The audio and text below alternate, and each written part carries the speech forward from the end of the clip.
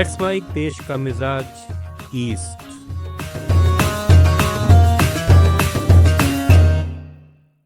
यह है let's mic modern radio और आप सुन रहे हैं पूर्वी भारत की खबरें।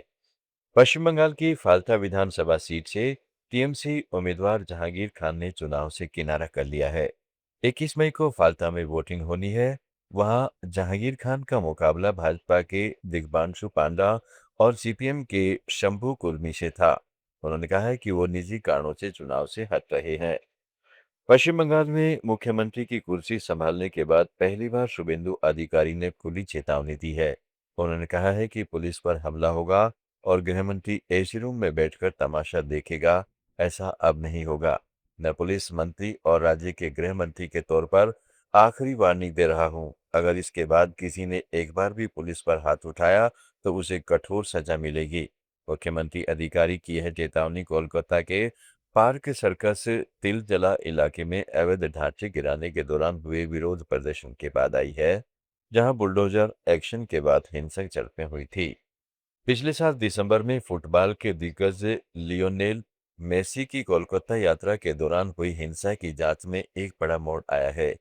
कार्यक्रम के मुख्य आयोजक ने पूर्व खेल मंत्री और टीएमसी नेता अरूप विश्वास के खिलाफ पुलिस में शिकायत दर्ज कराई है, जिसमें उन पर कार्यक्रम स्थल में पूरी तरह से अनाधिकृत रूप से घुसपैठ करने का आरोप लगाया गया है।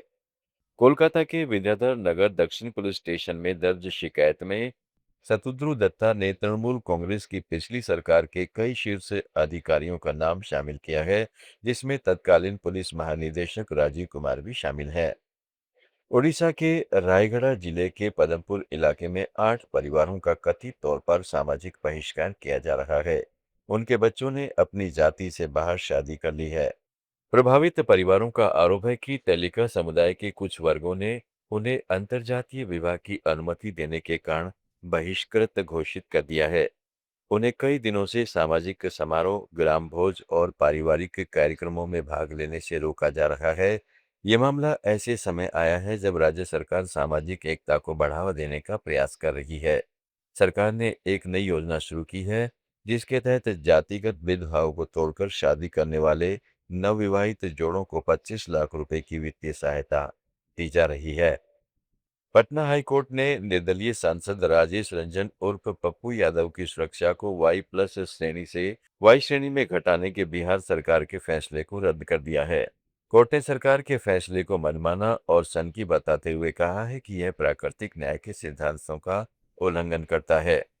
जस्टिस जितेंद्र कुमार की एकल पीठ ने राज्य के गृह सचिव को पूर्णिया सांसद को दी गई वाई प्लस श्रेणी की सुरक्षा बहाल करने का निर्देश दिया, जिसे सितंबर 2025 में कम कर दिया गया था। हाईकोर्ट पप्पू यादव द्वारा दायर याचिका पर सुनवाई कर रहा था, जिसमें उन्होंने आपराधिक गिरोह से अपने जीवन और संपत्ति को खतरों के मद्देनजर अपनी सुरक्षा बढ़ाने की मांग की थी। बिहार के पूर्व सांसद और बाहुबली नेता आनंद मोहन इन दिनों जदयू नेतृत्व से नाराज चल रहे हैं।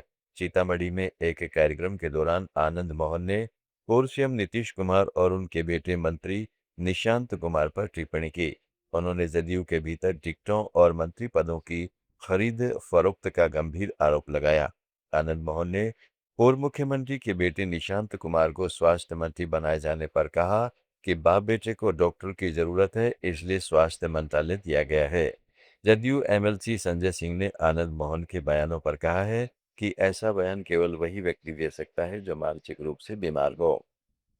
झारखंड विधानसभा में नेता प्रतिपक्ष बाबूलाल मरांडी ने रांची स्थित बिरसा मुंडा केंद्रीय कारागार होटवार को लेकर दावा किया है कि जेल में बंद एक महिला कैदी के साथ जेल सुपरिटेंडेंट द्वारा न केवल शारीरिक शोषण किया गया, बल्कि उसके गर्भवती हो जाने पर उसका गर्भपात कराने की कोशिश भी की गई।